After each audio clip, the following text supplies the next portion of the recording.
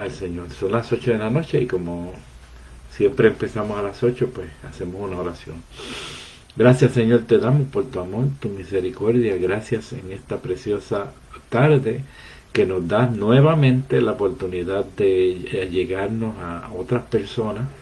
Padre, con tu palabra. Tu palabra es la verdad, Señor. Tu palabra es tan cortante como una espada de dos filos. Gracias porque es útil para enseñar, para redarguir, Señor.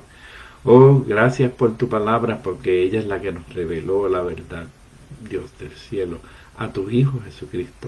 En el mismo nombre de Él hemos orado. Amén y amén. Dios te bendiga, Dios te guarde. El, el libro que vamos a estudiar, o la carta o epístola que vamos a estudiar, la epístola o carta a los romanos. En esta ocasión, las cartas de Pablo son el conjunto de documentos más importantes del Nuevo Testamento. Esto que dije aquí es bien importante, porque entonces si es una de los libros más importantes del Nuevo Testamento, hermano, es un libro que no podemos hojearlo por encima. Tenemos que meternos en este libro y profundizar en él y buscar ayuda si tenemos que buscar ayuda. Si alguna palabra no entendemos, ver el contexto de Roma en ese momento. Estudiar un poco la cultura romana, hermano, en aquel entonces, a principios de siglo, todo esto tenemos que empaparnos de todas estas cosas para poder entrar en este documento, en esta carta tan importante, que es la más importante del Nuevo Testamento. Una carta es la forma más personal de todas las que se usan en la literatura.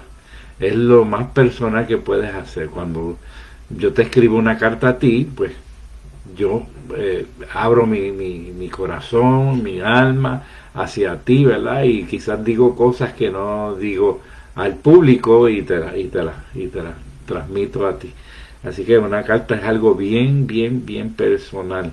En cualquier otro género se puede discernir el carácter del escritor, pero en ninguno tan claramente como una carta o epístola. O sea que esto es un documento, como te estaba diciendo, sensible, sensitivo, que apela a la intimidad con la otra persona, hermano. ¿Ok? Pero en ninguno tan claramente como en una carta o epístola. Por las cartas escritas por el apóstol Pablo, el apóstol, es que llegamos a conocerlo también. Por eso es que se conoce tanto de Pablo, por sus cartas, y conocemos su genio, conocemos su alegría, conocemos su sufrimiento, conocemos su pasión, porque él se abra en estas cartas cuando las escribe a las diferentes iglesias, hermanos.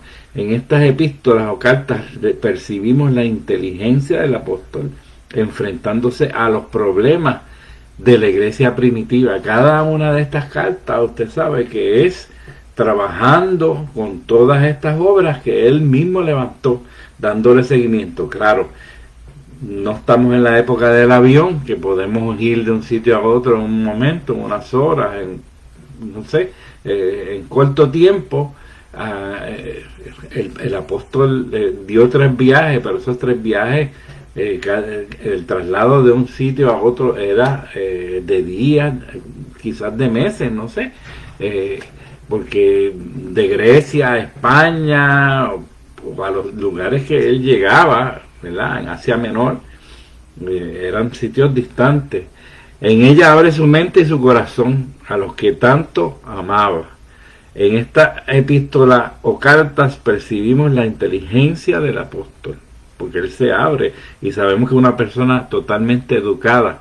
De todos los apóstoles, usted sabe que Pablo estuvo educado a los pies de Gamaliel, que era uno de los sabios de aquel entonces, uno de los maestros, de los grandes maestros o profesores, porque maestro, como decía un profesor mío de la universidad, maestro solar a Dios, así que era uno de los grandes profesores de aquel entonces.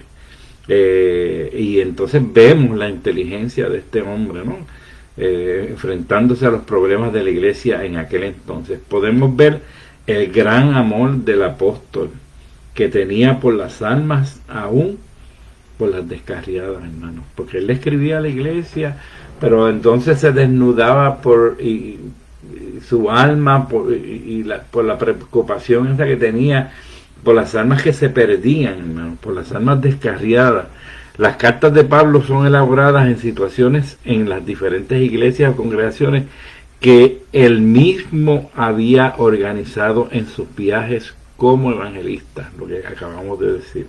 Pablo nunca pensó, hermano Pablo, que estas cartas iban a permanecer como guía. Usted sabe que han sido las cartas de Pablo, futura para los grupos futuros, y mucho menos que iban a ser parte de las Sagradas Escrituras. Él nunca pensó, nunca se imaginó el alcance que tenían esas cartas. Así que nosotros grabamos esto aquí y esto queda grabado, hermano, pero no sabemos el alcance. Dios sabe el alcance que tienen todas estas cosas electrónicas, o la palabra que usted le dio a su vecino, a su amigo, esa palabra que usted dio ahí, usted no sabe el alcance que puede tener, pero el Espíritu Santo sabe. Así que el Espíritu Santo se encarga, hermano, el Espíritu Santo, de que esa palabra que usted le dio al vecino, al amigo, germine, y si cayó en tierra fértil, hermano, pues va a dar fruto en un futuro. ¿Okay? Eso es importante. Sabemos que la mayoría de la gente del tiempo no escribían. Esta gente no escribían ellos mismos, sino tenían una persona que se dedicaba a escribir estas cartas. Ellos se llamaban los amanuenses. Apréndase esa palabra, amanuenses. Los amanuenses, y luego que dictaban, la firmaban al final. Pablo la dictaba al amanuense y al final la firmaba para la autenticidad del documento. Amén. A veces la gente dice que son escribas, pero los escribas eran doctores intérpretes de la ley entre los hebreos. Un intérprete de la ley no era uno que escribía las cartas. ¿Sí? Podían escribir cartas los escribas, ¿verdad? No quiere decir que no sabían escribir, pero los que se dedicaban a esto eran los amanuenses. ¿Sí?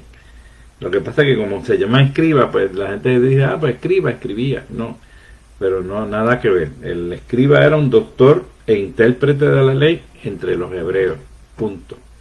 Y hacía su labor de acuerdo a eso.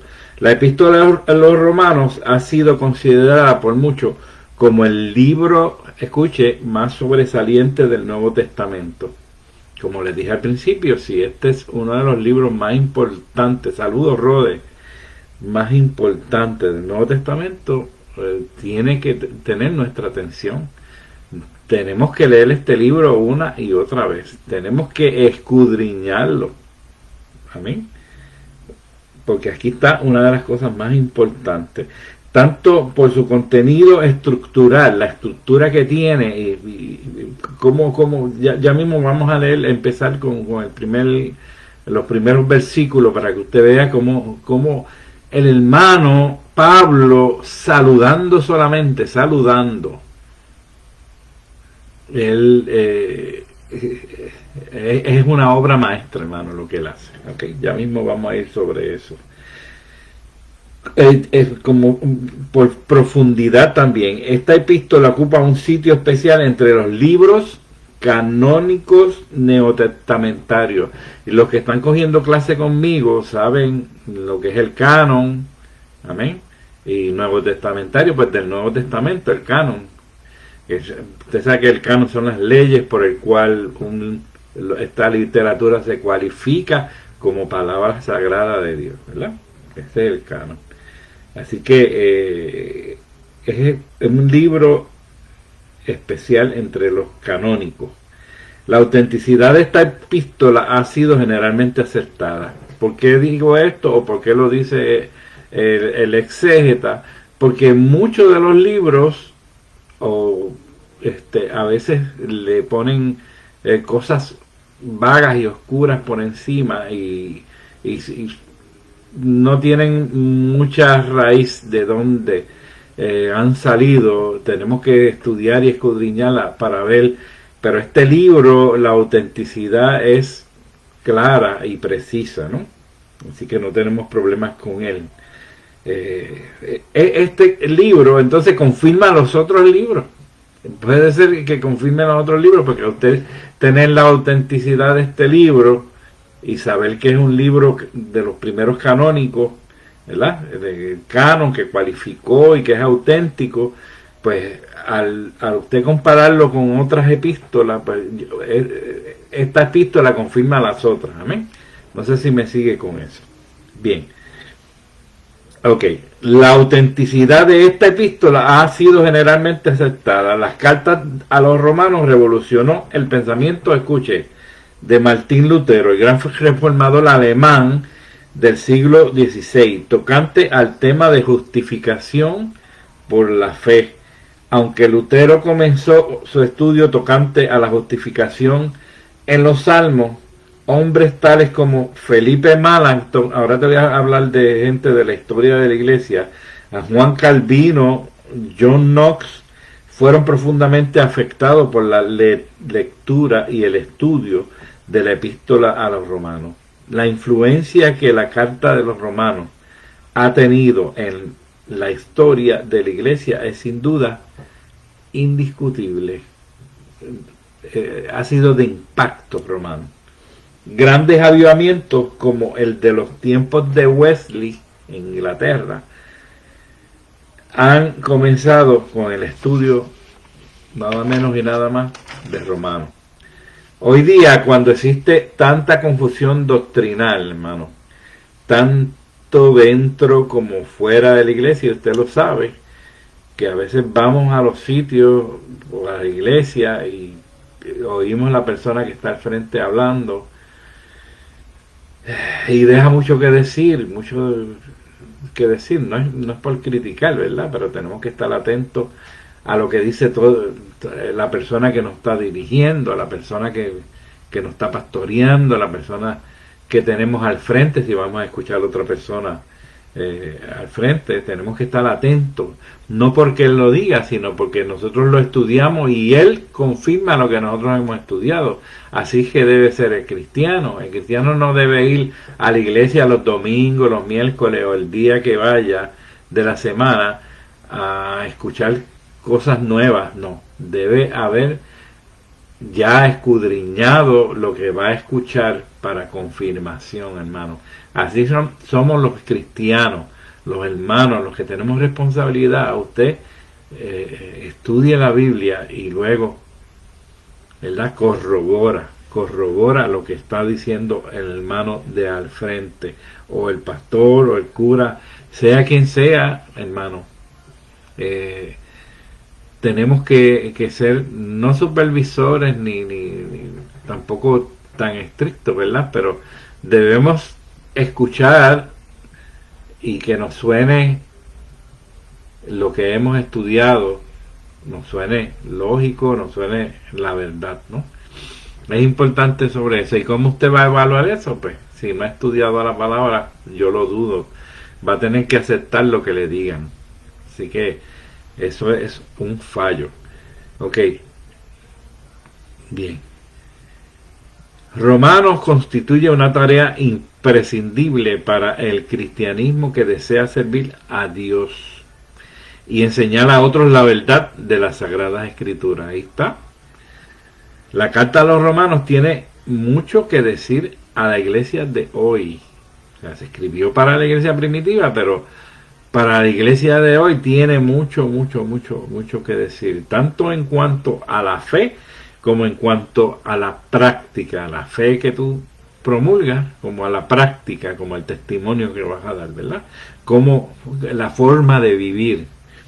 Roma era la ciudad más grande del mundo en aquel entonces, hermano. Roma abarcaba todo aquello en Italia allí, los romanos. Okay. La capital del imperio más grande que se había conocido al escribir a la iglesia de tal ciudad. Okay.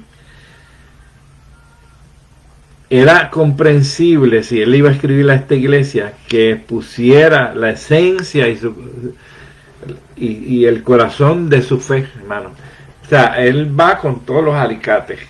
Pablo va a escribirle a los romanos, no había ido a Roma allá, no había podido visitarlos a la iglesia, porque no quiere decir que él nunca había ido a Roma.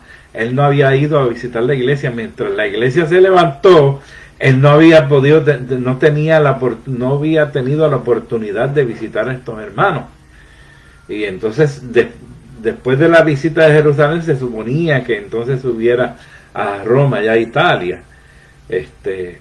Eso nunca se le dio, hermano. Lo sabemos ahora, pero él no lo sabía. Él lo que decía era, los planes de él era de ir allá a Roma, ¿okay? Que era el sitio estratégico, pero había más de una iglesia allí en aquel entonces. Y era comprensible que expusiera la esencia y el corazón de la fe. Pablo podía ver el daño que podían hacer las ideas erróneas. Hermano, este tiempo, y lo vamos a ver reflejado aquí en esta exposición, en este estudio, estos eran tiempos bien difíciles, bien confusos. Una vez, estamos hablando del primer siglo, vamos a poner después que Jesucristo murió, del 30 para adelante hasta el fin de siglo, hasta el 100. Ok, ese periodo, que por ahí por el 57-58 fue que esa carta se escribió, pero esa gente que estaba viviendo en ese momento, hermano, era bien difícil. Yo sé que estamos en tiempos difíciles ahora, pero acuérdense que aquello era el mundo. Roma era el mundo. Allí era que empezaba todo, como dicen. Allí, en ese momento, allí era que empezaba todo. Así que esa era la ciudad. Esa era la ciudad más importante. Así que había muchas ideas erróneas, había muchos errores. Dándose cuenta que la mejor protección contra la infección de la falsa doctrina, Pablo se dio cuenta que era el antiséptico de la verdad. Toda esa falsa doctrina que había allí, que a veces eran verdades con la última parte con una mentira, hermano, porque eran medias verdades, y estas medias verdades sí confunden, porque tienen en parte cosas que son ciertas, pero la última parte es errónea. Así que tenías que saber, Pablo tenía que saber, y Pablo era un doctor, Pablo era un erudito y sabía lo que estaba haciendo, ¿okay? Sabía. Así que él sabía que contra la infección de la falsa doctrina, el antiséptico era la verdad. El autor, con evidencias internas, el autor se identifica en el 1:1 como Pablo. El apóstol de los gentiles, en el 11:13, en el capítulo 11:13, habla del apóstol de los gentiles, que es él mismo. Y las evidencias exteriores de personas que confirman del libro, la paternidad paulina de Romano, es reconocida por Clemente Romano. Estos son historiadores de la iglesia: Ignacio, Justino Mártir, Policarpo, Hipólito, Ireneo, Tertuliano, San Agustín y otros, por ahí para abajo. Lugar de origen: Pablo estuvo en Grecia 3 meses y se cree que fue en Corintio, allí en Corintio, que él escribió esta carta. La fecha que se da y que se repite es del 57-58.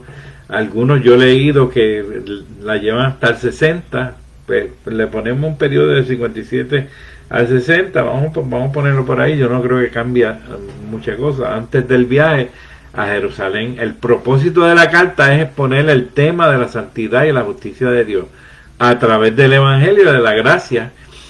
Y el capítulo 1, 16-17 dice: porque no me avergüenzo del evangelio, porque es poder de Dios para salvación a todo aquel que cree, el judío primeramente y también al griego, porque el griego es como si dijera y también al gentil, porque en el Evangelio la justicia de Dios se revela por fe y para fe, como está escrito, mas el justo por la fe vivirá. Ese es uno de los versículos clave que lo vamos a tocar más adelante.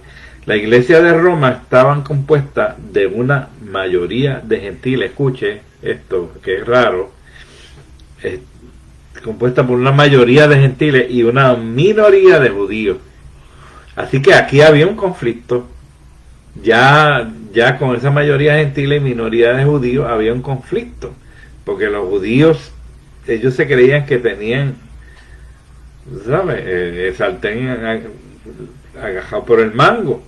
Entonces, pues los gentiles, pues llegaron y pues ellos también, pues no se quedaban atrás.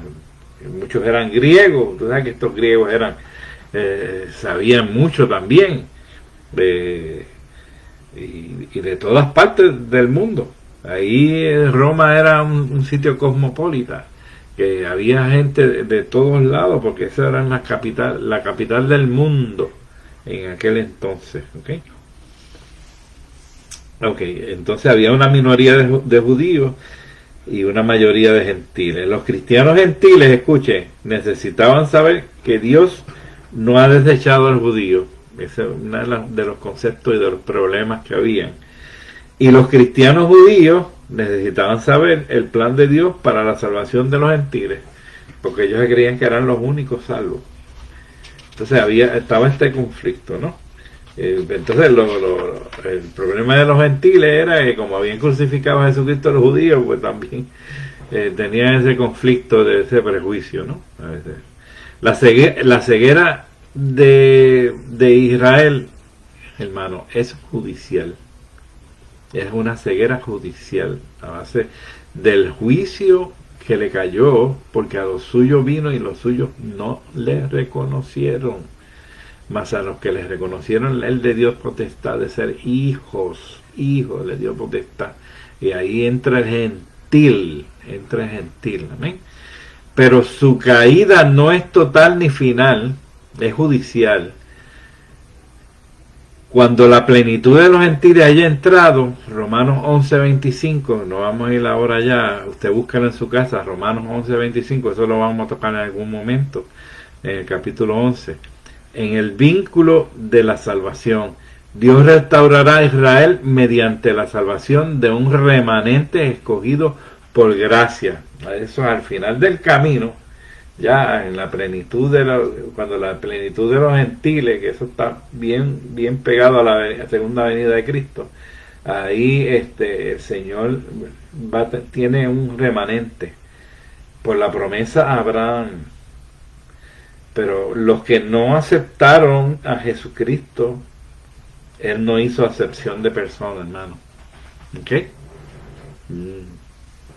Así como lo oye, Él no hizo acepción de persona. Él le hizo la promesa a Abraham, pero era de los que vinieran a Él. ¿Ok? No de los que lo rechazaran. Ok. Dios obrará en conformidad a sus promesas hechas Abraham, de eso es lo que estamos hablando, Isaac, Jacob y David. Dios preservará una descendencia a Abraham, 9:20, en el 9:20 habla de eso, Romanos 9:20, no vamos a ir ahí.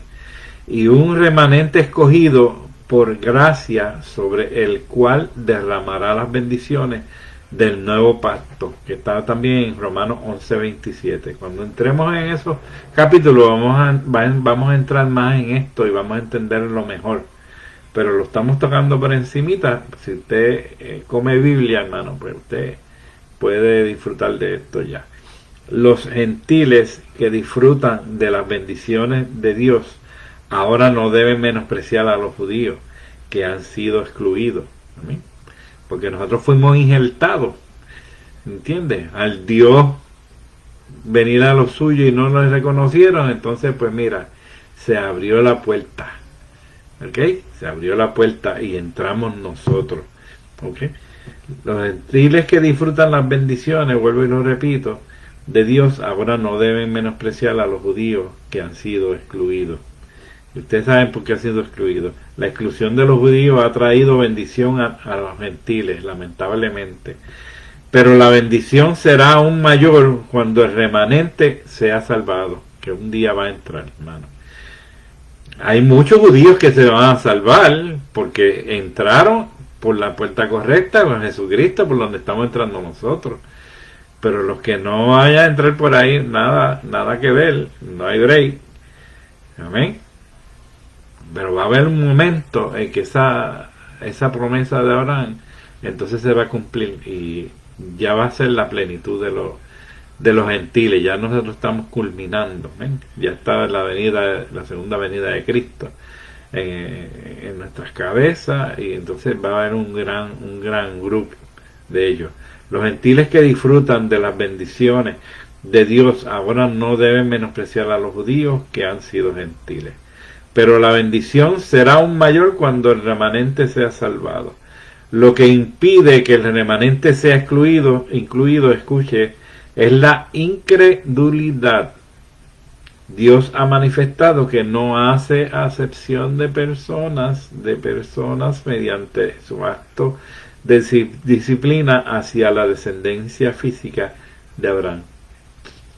Abraham es el padre de la fe, amén, y él se salvó, y su descendencia se iba a salvar, pero la que aceptara al Señor, amén, la que entre por el puente de Jesucristo. Ya la promesa se va a cumplir, esa promesa que hizo él,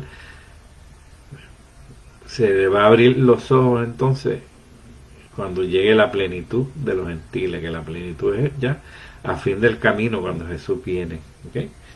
Dios ha manifestado que no hace acepción de personas mediante su acto de disciplina hacia la descendencia física de Abraham. Lo repito porque para que sepa que Dios no tiene nenes dignos.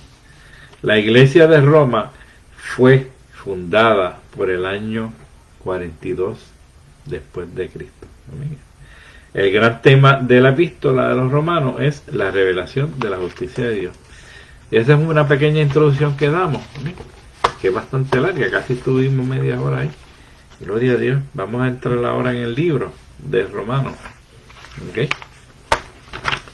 Y dice así, dice: Pablo, siervo de Jesucristo, llamado a ser apóstol, apartado para el evangelio de Dios, que él había prometido antes por sus profetas en las santas escrituras, acerca del Hijo de Dios, nuestro Señor Jesucristo, que era del linaje de David según la carne. Mira qué clase de carta.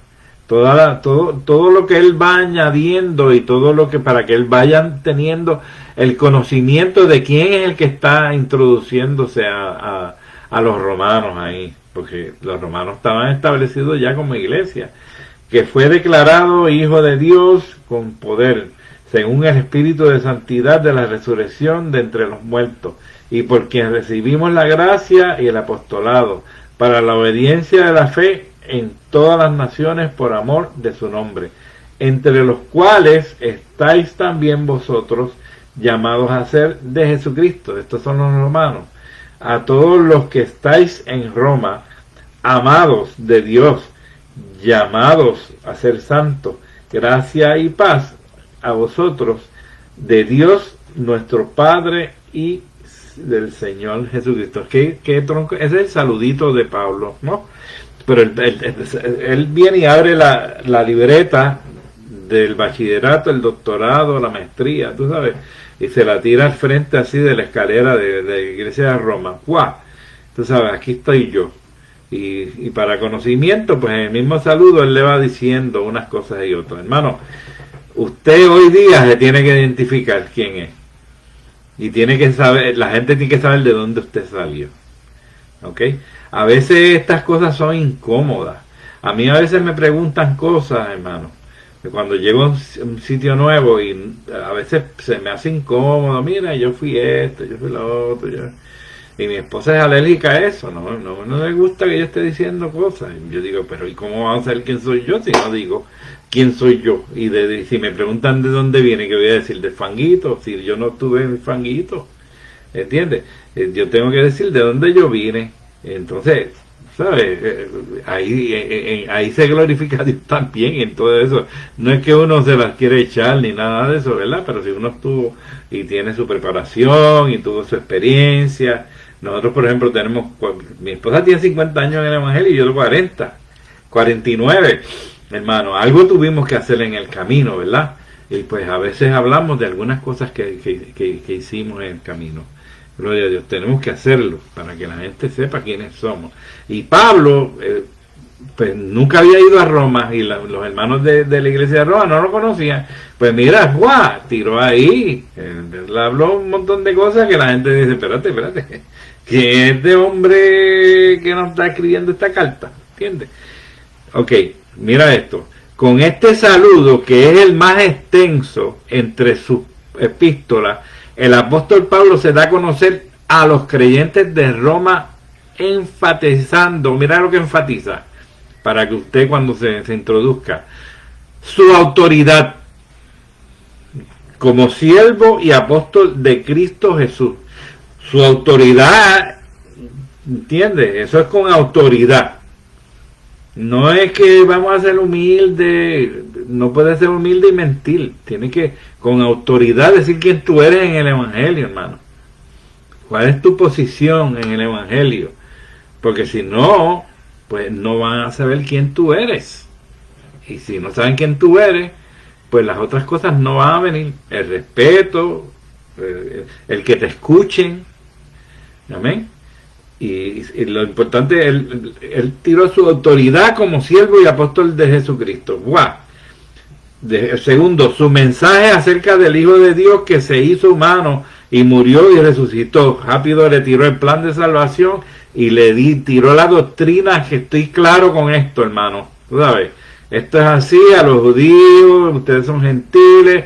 Mira, Jesucristo que vino, resucitó, murió, pero resucitó, ¿ok? De los muertos, ¿ok? Para los que no creían en la resurrección, que había gente allí en eso, ¿ok? Entonces, la tercera parte fue su misión, aclaró su misión a todos los gentiles para despertar una fiel obediencia por su causa. ¿Qué yo estoy haciendo? O sea, como cuando nosotros decimos de dónde venimos, que es la historia, dónde estamos, que es lo actual, la visión, y para dónde, perdón, el trabajo que estamos haciendo y la visión, que es para dónde vamos, ¿sabes? Eso lo tenemos que exponer. Y el cuarto es un llamado directo a los romanos, y le hizo un llamado directo también, manos arriba a todo el mundo, tú sabes. Él llegó forward, tú sabes, no defensa, sino forward. Él se entró por el medio de la iglesia, por el medio del pasillo, no entró por las esquinas, entró por el medio del pasillo y dijo, este soy yo, aquí. Dios te bendiga, bendecidos en el amor del Señor. Amén. Pero con mucha autoridad. Este llamado de Pablo hizo al apóstol no pensar en la vida, escuche esto, en términos de lo que él quería hacer, que es muchas de las cosas que nosotros hacemos, lo que nosotros queremos hacer, tú sabes, sino en términos de lo que Dios quería que hiciera. Son dos cosas diferentes. ¿Qué yo quiero hacer para no? Porque yo quiero hacer para el Señor esto y una iglesia grande, para aquí, para allá, yo quiero ganarme miles de almas. No. ¿Qué el Señor quiere que tú hagas, papá? ¿Que baja la iglesia? Pues vamos a bajar la iglesia, ¿entiendes? Ten cuidado, ¿sabes? Busca la voluntad de Dios en esto, como lo hacía el hermano Pablo. Pablo había sido separado para ser el apóstol a los gentiles. Pablo sabía que había sido escogido no para un honor, sino para una responsabilidad, que son dos cosas diferentes. Ahora hay mucho honor que yo haga, ¿sabes? Lo que yo voy a hacer es esto, esta es mi agenda, y el honor es mío. Era para una responsabilidad que tenía con Dios. No para una gloria, sino para un trabajo. El Evangelio nos separa siempre, pero no para el privilegio, no para la gloria, no para las cosas personales y el orgullo, sino para el servicio, la humildad y el amor a todo el mundo. ¿Amén? Ese es el Evangelio. Es el que se quede grande entre nosotros, sea el menor. Jesús se hizo lo que somos nosotros para hacernos lo que es Él. Te lo voy a repetir eso. Jesús se hizo lo que somos nosotros, tú y yo. Se hizo hombre para hacernos lo que es, lo que Él es. O sea, Él se hizo hombre para llevarte contigo y ser uno de ellos. Amén. Ser hijo de Él, ser su amigo, ser su compañero, estar en su gloria. Bendito sea su nombre. Te lo voy a repetir. Jesús se hizo lo que somos nosotros para hacernos lo que es Él. Pablo predica a uno que se había hecho uno con los hombres,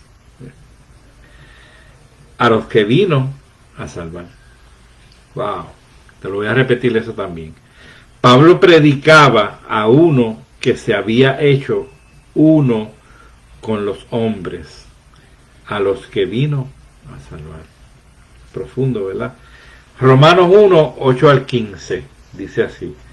Primeramente doy gracias a Dios, a mi Dios mediante Jesucristo, con respecto a todos vosotros, de que vuestra fe se divulga por todo el mundo, porque testigo me es Dios, a quien sirvo en mi espíritu en el Evangelio de su Hijo, de que sin cesar hago mención de vosotros siempre en mis oraciones. Escuche, él no iba a ir para allá así, ni escribió esa carta. Él primero buscó la dirección de Dios y siempre oraba por esta gente.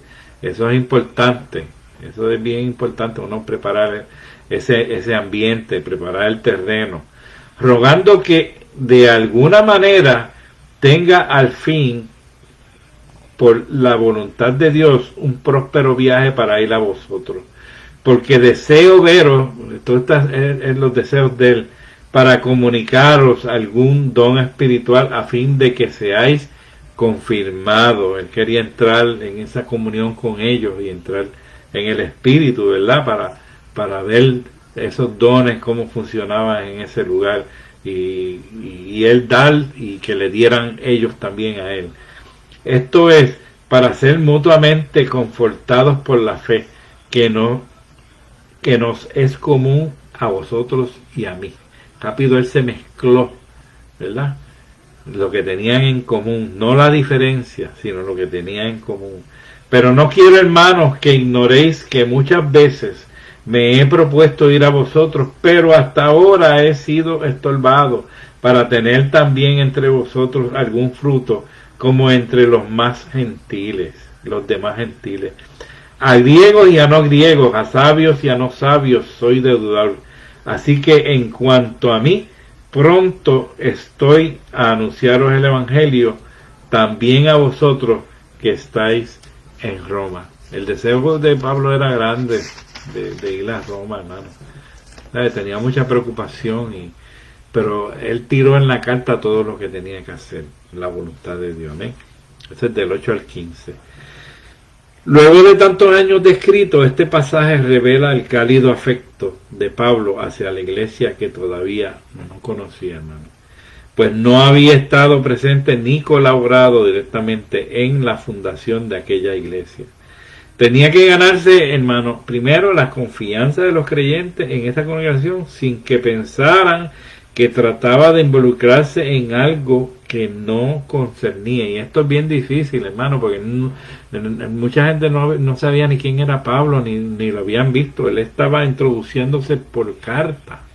No es fácil introducirse por carta ahí. Entonces él usó las palabras, claro, del Espíritu Santo, pero este era un hombre enteramente consagrado a Dios, preparado, y tenía mucho amor por las almas, hermano, mucho amor, ¿ok?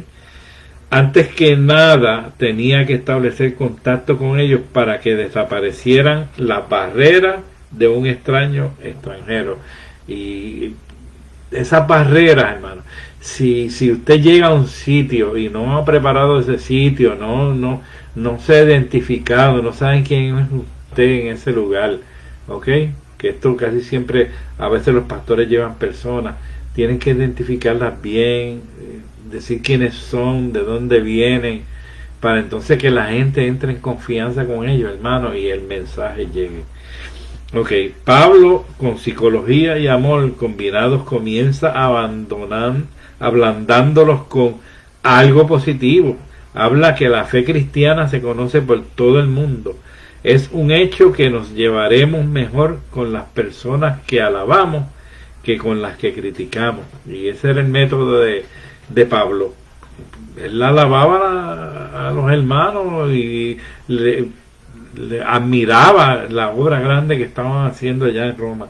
Los que más inspiran y ayudan a los demás, escuche, son los que tienen la capacidad de ver lo mejor que hay en las personas. Cuando tú entras en una forma positiva a la vida se abre.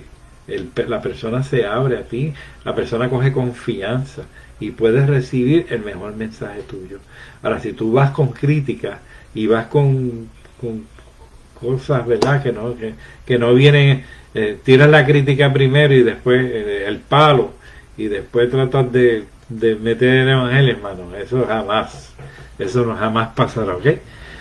Los griegos tenían un gran sentido, escuche, esto es cultural y de época, de civilización. Ninguna otra cultura, acuérdese que era en Roma, pero la cultura griega, hermano, Alejandro el Grande se encargó de que esta cultura se regara por todos estos países, y esa cultura, como era tan rica en todo, hermano, estos filósofos, Aristóteles, todo eso que usted sabe, todos los tóteles que usted sabe, toda esa gente sabia, Sócrates, eran de allí.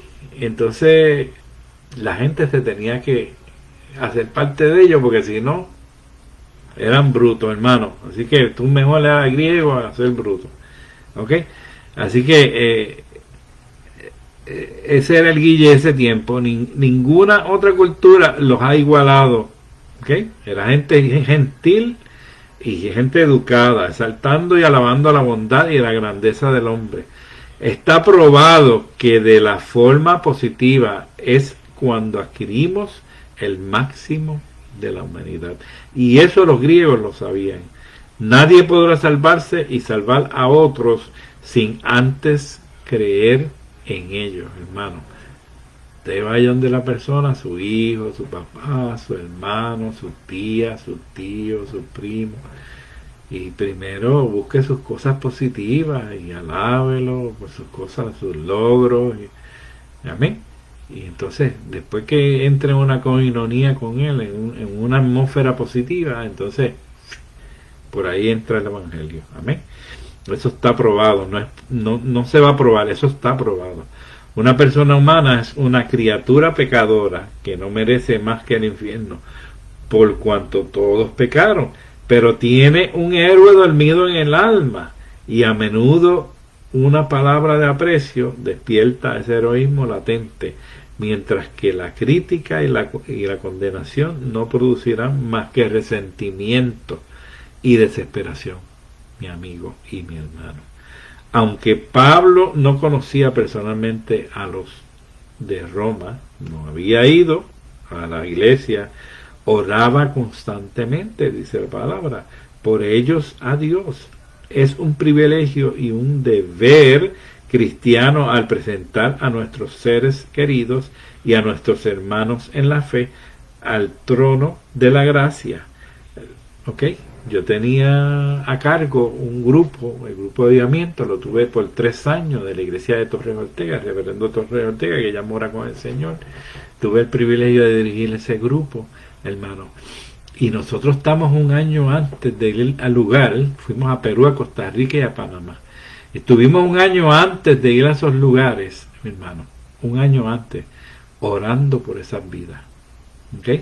Pero cuando yo fui al primer viaje a Perú, que fue el primero de los viajes que yo fui, con eso fuimos 125 jóvenes, fueron, el grupo eran como 60 o 70 muchachos,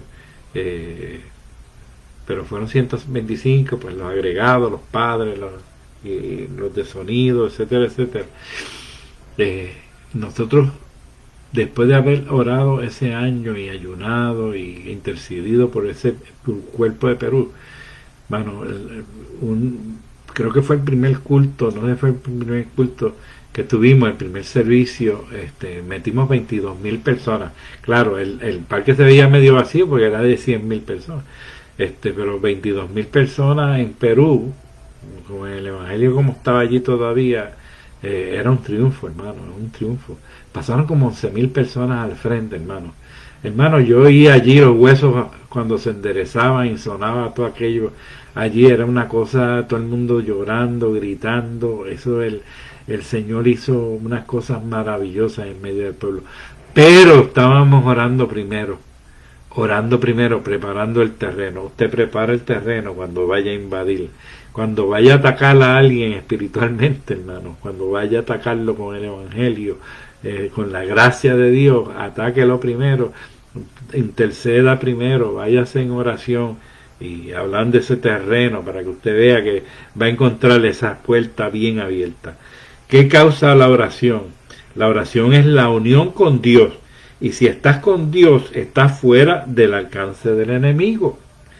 Mediante la oración controlamos el genio, vence la envidia, escuda al viajero, protege al dormido, consuela al triste, hermano, etcétera, etcétera.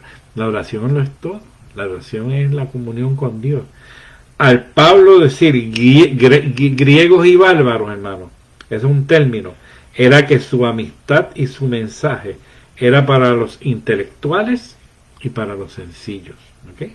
Los bárbaros en aquel tiempo eran los que no eran griegos. ¿Okay? Aunque tú fueras romano, te hacías pasar por griego, hermano, porque los bárbaros eran los brutos, los que no entendían nada, los sencillos, los pobres, ¿entiendes? Entonces la gente se hacía. Entonces Pablo hablaba a los griegos, pero también le hablaba a los bárbaros, a los sencillos, ¿ok? Para los cultos y para los incultos, para los letrados y para los analfabetos. Él tenía un mensaje para todo el mundo y su ambición era llegar a comunicarlo también en Roma. ¿Usted sabe por qué? Porque tanto una persona como la otra, el rico y el pobre, los dos tienen alma y los dos se van a definir, o se salvan o se condenan, hermano. Así que por rico o por pobre nadie se va a salvar, se va a salvar por Jesucristo. Amén. Así que él tenía la responsabilidad, su misterio, de que esa palabra llegara, y trabajaba primero el terreno en oración. Gloria a Dios. Trabájelo usted también, hermano. Trabaje ese terreno. Él tenía un mensaje para todo el mundo y su ambición era llegar a comunicarlo también en Roma. Romanos 1, 16 al 17. Esto se pone fuerte, hermano. Este libro es fuerte. Todavía nos falta. Ok, 16, 17. Dice: porque no me avergüenzo del evangelio, porque es poder de Dios para salvación a todo aquel que cree, al judío primeramente y también al griego. Porque en el evangelio la justicia de Dios se revela por fe, y para fe, como está escrito, mas el justo por la fe vivirá. Cuando llegamos a estos versículos ya hemos pasado a la introducción y escuchamos el clarín, que es el 16 y el 17, del Evangelio. Aquí hay más que 2 versículos, pero reflejan la esencia, hermano, la esencia del Evangelio. A pesar de que en Corintios y Atenas se habían reído de Pablo y había parecido como un estúpido allí, como una estupidez para los griegos, porque esos griegos se burlaban, porque tenían mucho conocimiento. Entonces Pablo hablando de Jesucristo que resucitó, y se reían de él y se burlaban a nivel. En este pasaje encontramos 3 grandes consignas paulinas, 3 grandes pilares de su pensamiento. ¿Okay? Los 3 grandes pilares son salvación, fe y justificación. Son los 3 grandes. La salvación era el bien supremo que todos estaban buscando. En Séneca, un griego contemporáneo con Pablo, decía que todos los hombres lo que buscaban era la salvación. En aquellos días, la salvación de Cristo nos pone a salvo de las circunstancias externas.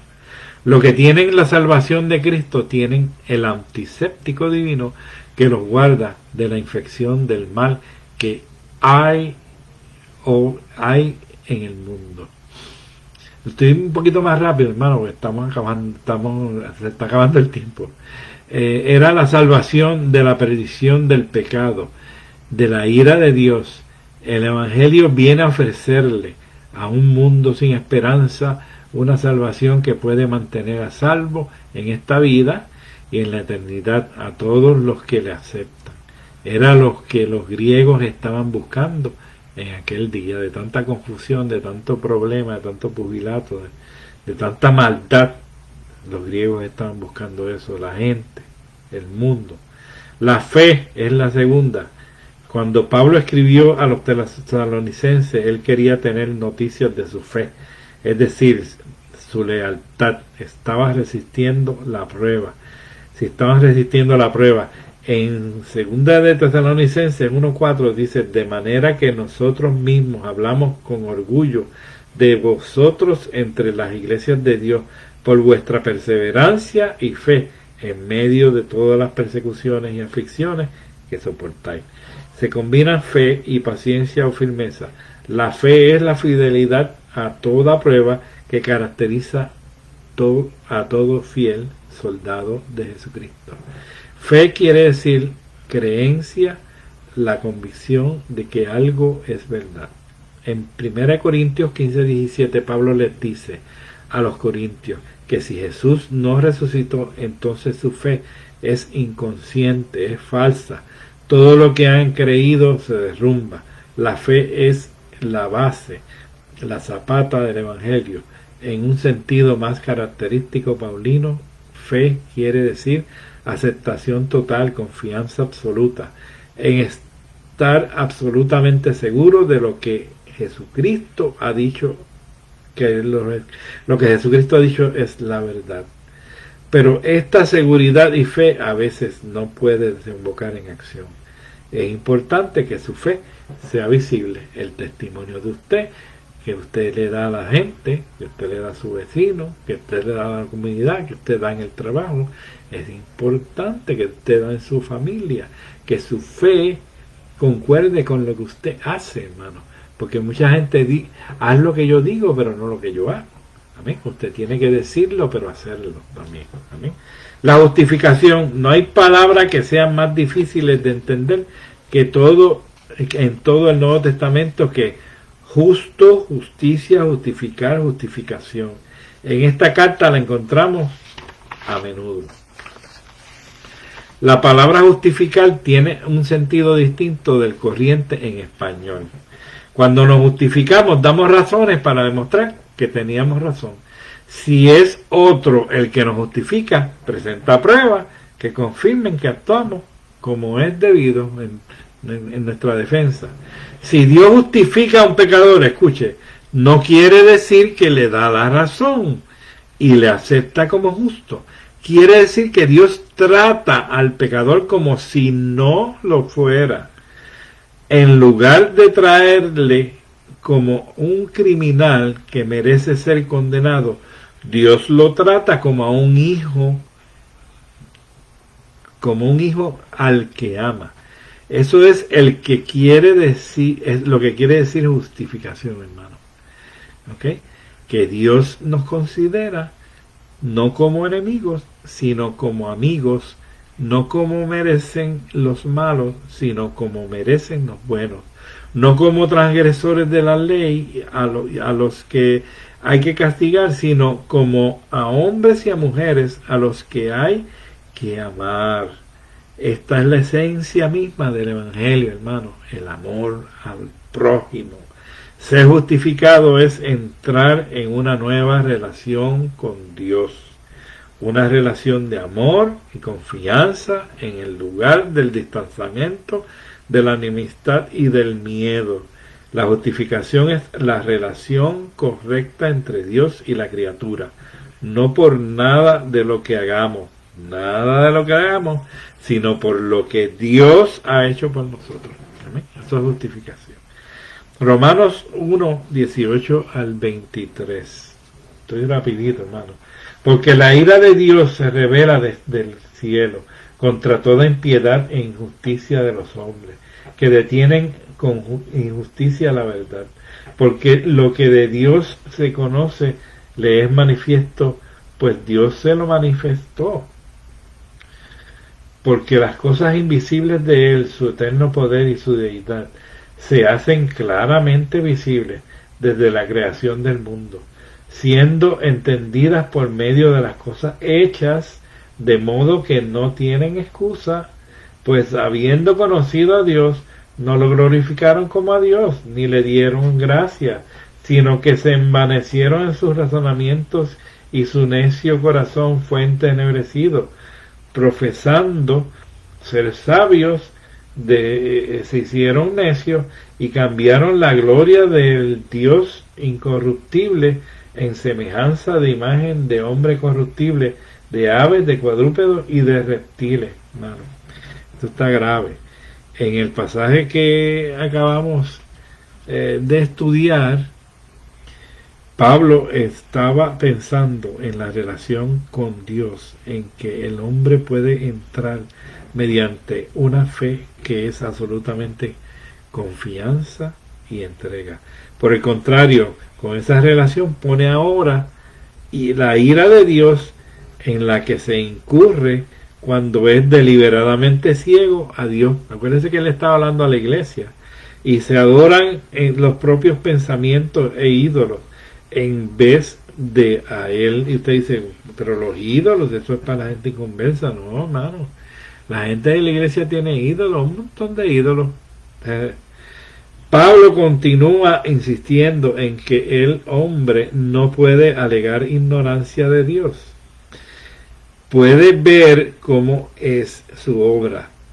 Se puede conocer bastante a una persona por lo que ha hecho, e igualmente a Dios por su creación, hermano. Por ahí nosotros llegamos a Dios, por su creación. La naturaleza es el maestro y el alma al discípulo. En la creación podemos conocer al Creador. El argumento de Pablo, el sufrimiento sigue al pecado. Si quebrantas las leyes de agricultura, hermano, la cosecha se va a perder. Si las de arquitectura, el edificio se va a derrumbar como en Miami. Si la de la salud se presenta, ¿qué? La enfermedad. Miremos al mundo y su naturaleza, de cómo está construido, y podremos aprender mucho de cómo es Dios. El hombre no tiene excusa, hermano. Pablo da otro paso y le pregunta, ¿qué hacer el pecador? En lugar de dar crédito a Dios, se mira a sí mismo, se enreda en vanas especulaciones y se hace el sabio, cuando en realidad es más que un necio. ¿Okay? Hace de sus ideas sus opiniones y sus especulaciones en lugar de reconocer a Dios. A todos sus caminos, reconocer a Dios en todos sus caminos. La necesidad del pecador consiste en hacer al hombre dueño y señor de las cosas. Basa sus principios en sus propias opiniones, en lugar de en las leyes de Dios. Vive en un universo del que el hombre es el centro, en lugar del universo del que el centro es Dios. No pone la mirada nada más que en sí mismo, por no mirar dónde ni a dónde va a caer. En este pasaje nos encontramos cara a cara con el hecho de que la esencia del pecado es ponernos a nosotros mismos en el lugar de Dios. Ese es el problema, hermano, que los hombres se creen dioses. Son las 9 de la noche, hermano, nos cogió el día aquí. Que estoy fuera de forma. Nos falta bastante todavía, nos falta del 1 hasta el 32, del 24 al 32. Pero no los voy a detener más de una hora, porque como esto se graba, yo quiero que sea una hora nada más que escuche. Entonces regresamos el próximo martes con lo que nos falta, y no sé si el segundo capítulo se pueda condensar en lo que reste, pero la parte que falta, hermano, del 24 al 32 es sumamente importante, y yo no puedo pateársela ahí y dejarla ahí a lo loco. Así que corra la voz, dile que estamos ahora dando los mensajes los martes. Yo sé que la gente es vaga para oír la palabra de Dios, pero estos son estudios, hermanos, que yo se lo doy casi todo digerido. Amén. Que usted lo que tiene que escuchar, y si quiere tomar nota puede tomar nota, pero no es por nada, pero Dios le está poniendo la palabra lo más fácil y explicada posible a través de mí, y la gloria sea para el Señor, ¿verdad? Lo hacemos con mucho amor, con mucho cariño, nos apasiona hacer esto. Queremos que corra la voz para otras personas. Yo sé que muchas personas lo ven después en la semana, y esto se queda grabado ahí y va para YouTube. Así que yo quiero dejarlo ahí y orar, hacer una oración por los enfermos y cerrar, para no pasarme mucho más de una hora, porque como esto va a ser grabado y no quiero que sea más de una hora. Pues Señor, te damos gracias por tu amor, tu misericordia, gracias por esta palabra. Tu palabra es la verdad, Señor, definitivamente que es la verdad. Gracias por Pablo, Señor, gracias por Pablo, porque nuestro hermano Pablo obró de una forma espectacular delante de la iglesia, de esta carta hacia Roma, Señor. Gracias, Señor, por esta carta tan expresiva, tan reveladora, Dios. Gracias, Dios del cielo. Bendice a las personas, Señor, que están en línea y las futuras que van a estar en línea. Mira los enfermos, Dios del cielo, que se está complicando esto del COVID Delta, Dios del cielo. Glorifícate, mete tu mano, ayuda a las personas a concientizarse, que se puedan vacunar y no sufrir, Señor, la pérdida, Dios del cielo. Padre celestial, ayúdales, Señor, a estas familias que están sufriendo, Padre celestial. En el nombre de Jesús yo te lo pido. Amén y amén. Dios le bendiga, Dios le guarde.